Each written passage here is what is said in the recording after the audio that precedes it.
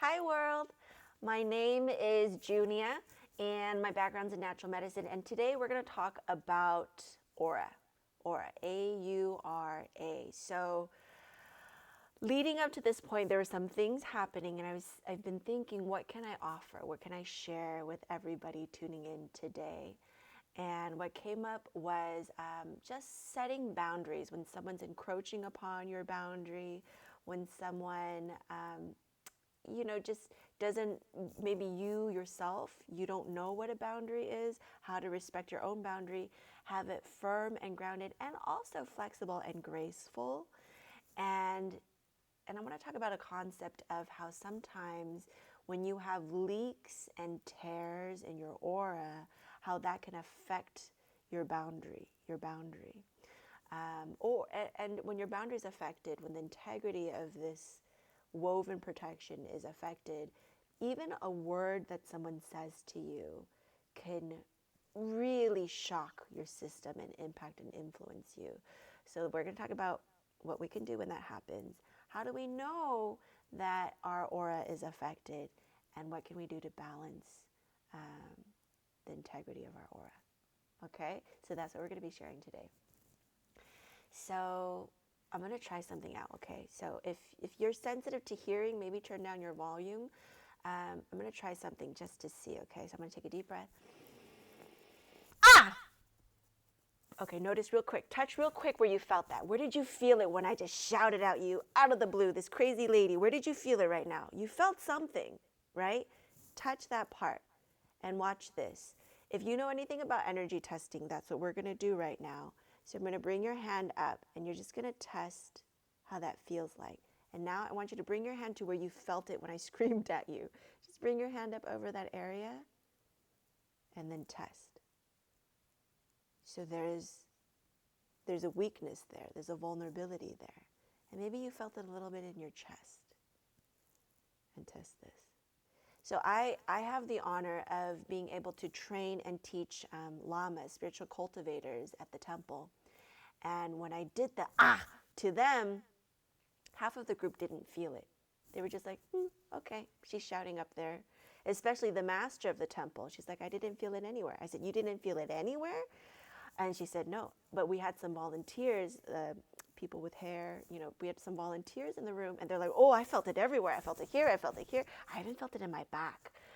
And that's very interesting to me because it just tells me, how integrated, how interwoven is this energy spacesuit around us. Okay, so if you did feel it somewhere, that's okay. That's completely normal. Now, how can we build the strength in that field so you're not as vulnerable, you're not as sensitive, right?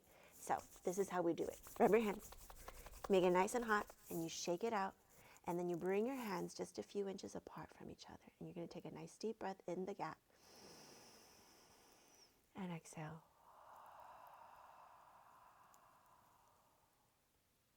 And inhale. And exhale. And just start to notice, how does this feel? How does energy feel like to you? Some people feel like it's like there's something there, something sort of magnetizing, something drawing you in. Some people feel like a cloud of energy, something there, fuzzy, buzzing. Some people feel tingling or a temperature shift. That's how energy feels. And now we're going to bring this energy to next to your ears and breathe that energy.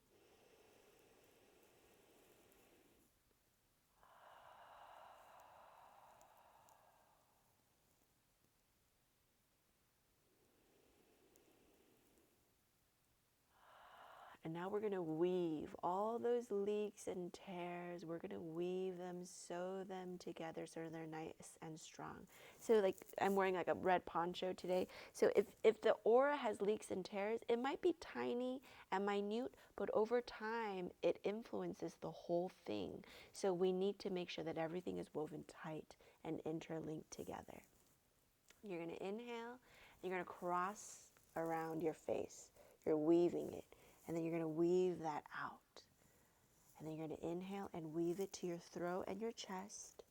And then you're going to weave that out. Can you already feel that? You're going to weave to your hips and your tummy, you're going to weave this energy out. You're going to weave to your knees and exhale it out.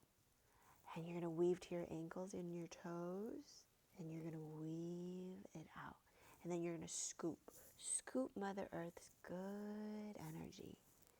And then you're going to sprinkle and shower it down all around you, weaving all those tiny little holes and leaks and tears, just sewing it up in these nice figure eight patterns. And if you work with color, you could definitely imagine those figure eights weaving, tiny pockets of sunshine, of gold, of pink, of green, of purple, of blue, whatever you'd like. Okay? Now, check again those two areas when I just shouted at you, this verbal attack almost. Notice the head again, or wherever you were feeling and sensing. And if you want to energy test, you can. So mine's strong now. What about around this area? And that's strong now. So what I wanted to drop by to share today is how to maintain strength in your auric field so that you have strong, firm, and flexible, graceful boundaries to whatever life throws at you, whether it's a verbal attack or sounds or other things in your environment, right? So I hope you guys enjoyed that. Keep your auras nice and strong and brilliant and vibrant, and I'll see you guys next time. Bye.